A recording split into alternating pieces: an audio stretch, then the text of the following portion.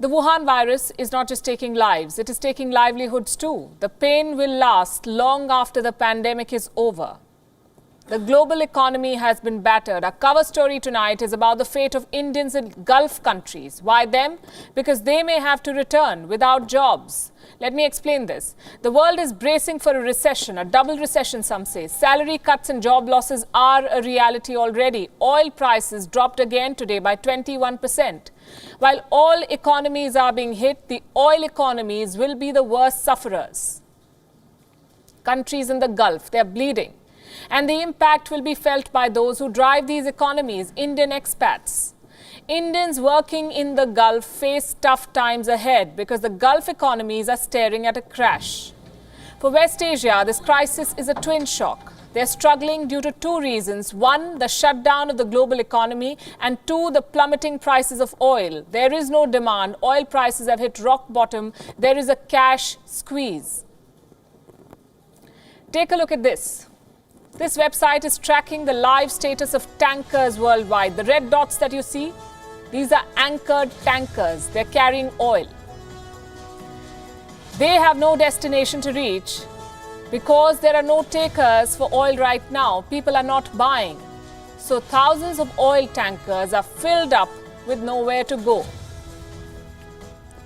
Oil prices, as I said, have crashed. What does this mean for oil-producing nations? The same thing, job losses and budget cuts. It has happened before. In 2015, when oil prices had slumped, Saudi Arabia and the UAE had taken some drastic steps. They slashed their budgets and they cut down state spending. Why should India care about any of this? Because Indians will be directly affected. Oil-dependent Gulf nations may be rethinking their policies. Their own citizens might receive state protection. But what about expats? There are no guarantees, no cushions for them. Job losses are almost certain. There are around 30 million foreigners working in the Gulf right now. 30 million. This includes more than 8 million Indians. They constitute over 30% of the expatriate workforce in the Gulf.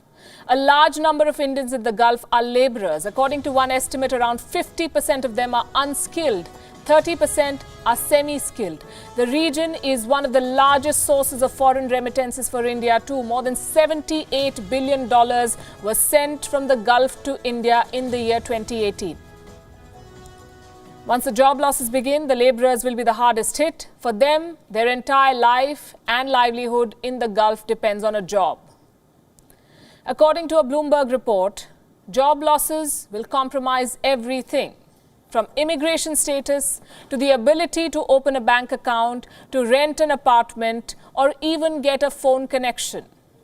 All of this is going to be very difficult. Anything and everything needs the employer's permission. India seems to be anticipating this crisis. Reports say the government has begun preparations to bring back stranded citizens.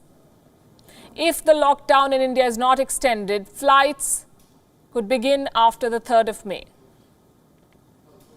The government of India has been working overtime to bring stranded Indians home. These expats in the Gulf will also be brought back. But without wages or a job, they face an uncertain future.